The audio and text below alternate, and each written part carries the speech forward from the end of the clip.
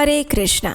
पवित्र पुरुषोत्तम मास में इस समय हम सुन रहे हैं मर्यादा पुरुषोत्तम श्री रामचंद्र जी के जीवन की गाथा, रामायण की कथा। और इस सुंदर कथा यात्रा में आप सबका स्वागत है। तो चलिए हमारी इस कथा यात्रा को आगे बढ़ाते हुए सुनते हैं आज की अधिक मास विशेष रामायण कथा। आज की कथा आरंभ करते हैं। ततः प्रभाते जनकः कृतकर्मा महर्षिभिः उवाच वाक्यं वाक्यज्ञः शतानंदं पुरोहितम्। तदनंतर जब सवेरा हुआ और राजा जनक महर्षियों के सहयोग से अपना यज्ञ कार्य संपन्न कर चुके, तब वे वाक्य मर्मज्ञ नरेश अपने पुरोहित शतानंद जी से इस प्रकार कहते हैं।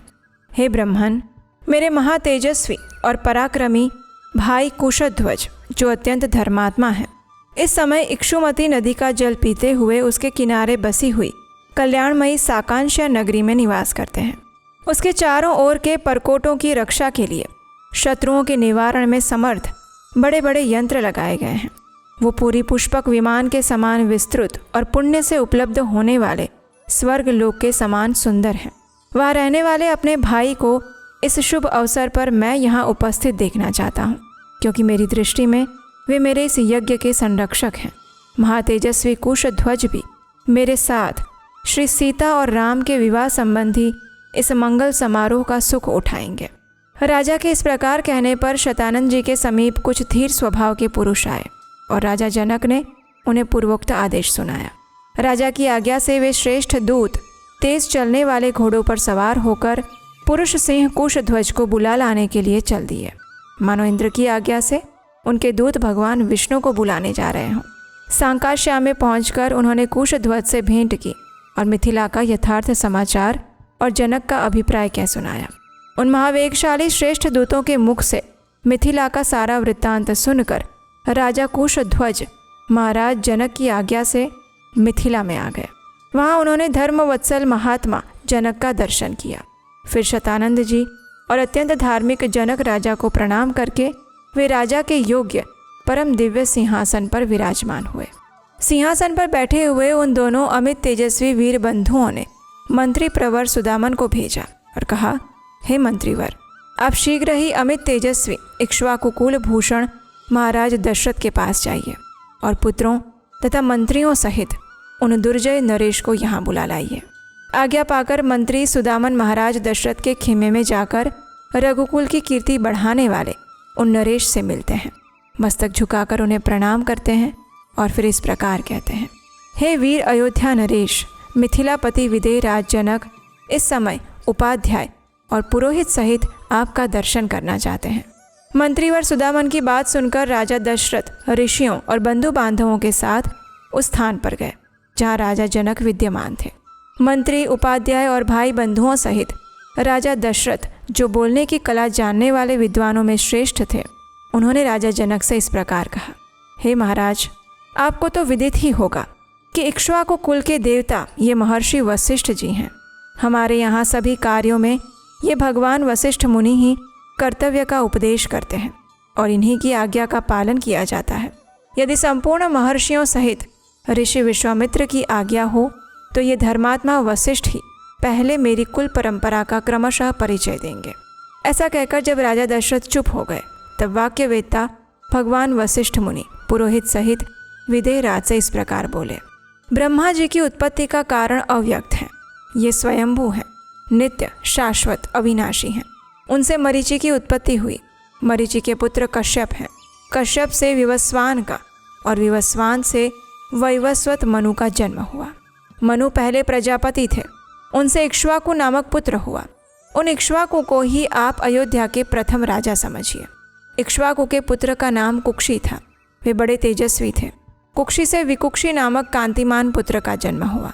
विकुक्षी के पुत्र महातेजस्वी प्रतापी बाण हुए।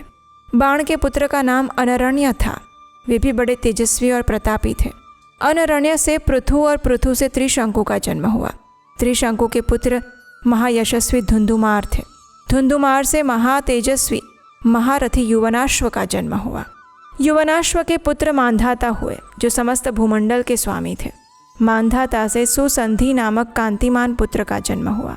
सुसंधि के 2 पुत्र हुए, ध्रुव संधि और प्रसेनजीत। ध्रुव संधि से भरत नामक यशस्वी पुत्र का जन्म हुआ। भरत से महातेजस्वी असीत की उत्पत्ति हुई।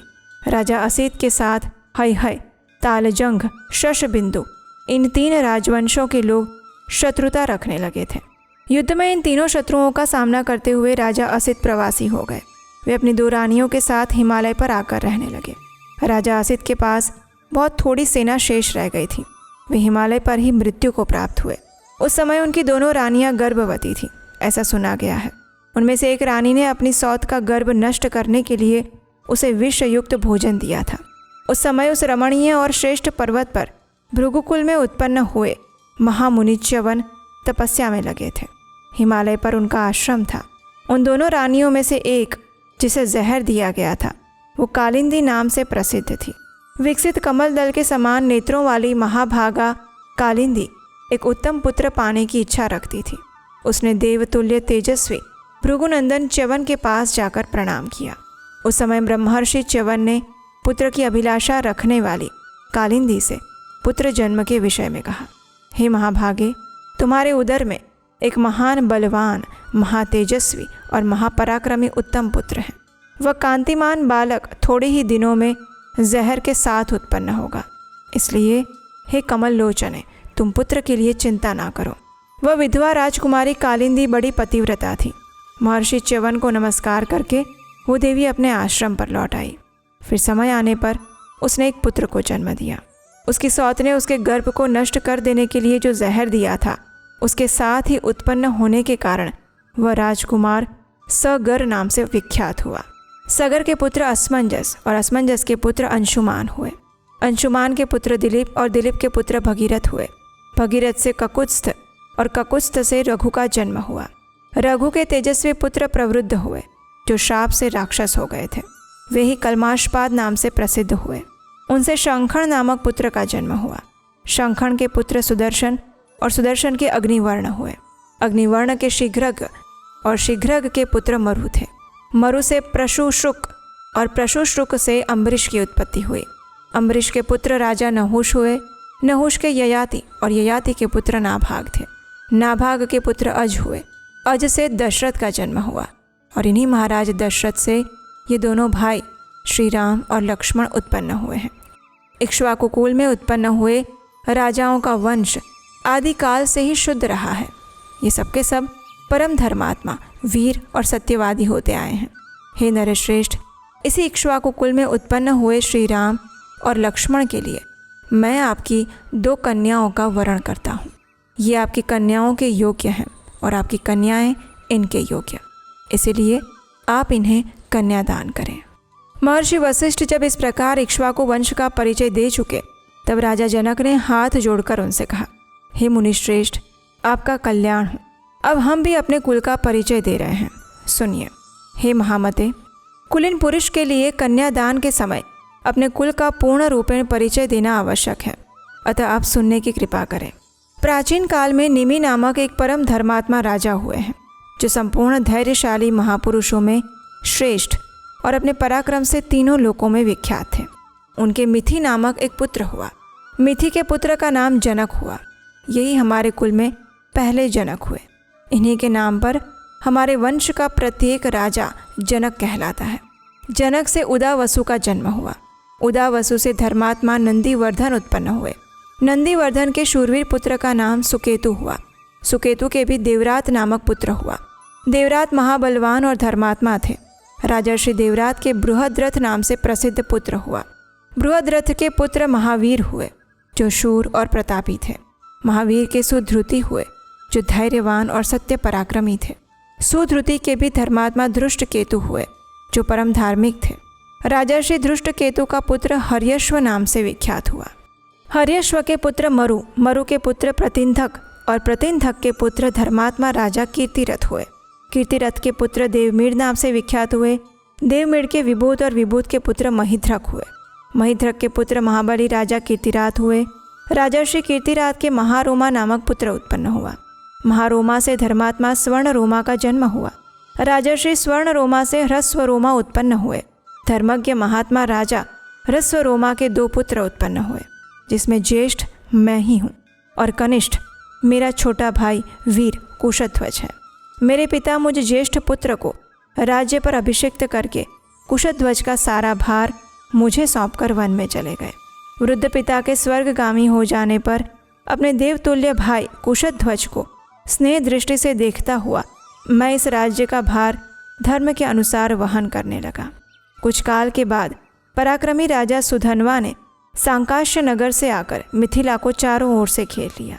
उसने मेरे पास दूत भेजकर कहलाया कि तुम शिवजी के परम उत्तम धनुष और अपनी कमल नयनी कन्या सीता दोनों को मेरे हवाले कर दो। हे महर्षि, मैंने उसकी मांग पूरी नहीं की और इसीलिए उसका मेरे साथ युद्ध हुआ। उस संग्राम में सम्मुख युद्ध करता हुआ राजा सुधन्वा मेरे हाथ से मारा गया। राजा सुधन्वा का वध करके मैंने सांकांश्य नगर के राज्य पर अपने शूरवीर भ्राता कुशध्वज को अभिषिक्त कर दिया। हे महामुने, ये मेरे छोटे भाई कुशध्वज है और मैं इनका बड़ा भाई हूँ। मैं बड़ी प्रसन्नता के साथ आपको 2 बहुएं प्रदान करता हूँ। आपका भला हो। मैं सीता को श्री राम के लिए और उर्मिला को लक्ष्मण के लिए समर्पित करता हूँ। पराक्रमी जिसको पाने का शुल्क था, उस देव कन्या के समान सुंदरी अपनी प्रथम पुत्री सीता को श्री राम के लिए और दूसरी पुत्री उर्मिला को लक्ष्मण के लिए दे रहा हूँ। मैं इस बात को 3 बार दोहराता हूँ और इसमें कोई संशय नहीं है। हे मुनि प्रवर, मैं परम प्रसन्न होकर आपकी 2 बहुएं दे रहा हूँ। वशिष्ठ जी से ऐसा कहकर राजा जनक ने अब महाराज दशरथ से कहा, हे राजन, जब आप श्री राम और लक्ष्मण के मंगल के लिए इनसे गोदान करवाइए, आपका कल्याण हो। नांदीमुख श्राद्ध का कार्य भी संपन्न कीजिए। इसके बाद विवाह का कार्य आरंभ किया जाएगा। हे महाबाहो, आज मघा नक्षत्र है। आज के तीसरे दिन उत्तरा फाल्गुनी नक्षत्र में वैवाहिक कार्य कीजिएगा। आज श्री राम और लक्ष्मण के अभ्युदय के लिए गो, भूमि, तिल और सुवर्ण आदि का दान कराना चाहिए, क्योंकि वो भविष्य में सुख देने वाला होता है। इतना कहकर राजा जनक शांत हो गए और उसके बाद अब आते हैं ऋषि विश्वामित्र अपने एक विशेष प्रस्ताव को लेकर, और वो क्या था वो हम सुनेंगे हमारे इसी अधिक मास विशेष रामायण कथा श्रृंखला की अगली कड़ी में। रामायण की ये कथाएं आपको कैसी लग रही हैं? क्या इससे आपको आनंद और भक्ति प्राप्त हो रही है? अपने अनुभव नीचे कमेंट बॉक्स में हमसे ज़रूर साझा कीजिएगा। आपके कमेंट्स हमारा उत्साह बढ़ाते हैं। और अगर ये कथाएं अच्छी लगे तो इसे अपने मित्रों, परिवारजनों को भी शेयर करते रहिए प्रतिदिन। और अगर पहली बार इस चैनल पर आए हैं तो आपके अपने चैनल उपदेशाष्टकम को सब्सक्राइब करना मत भूलिएगा, क्योंकि यहीं पर आपको मिलेगी हमारे वेदों और शास्त्रों से ली गई प्रमाणभूत कथाएं और जानकारी बिना किसी मिलावट के। हरे कृष्ण।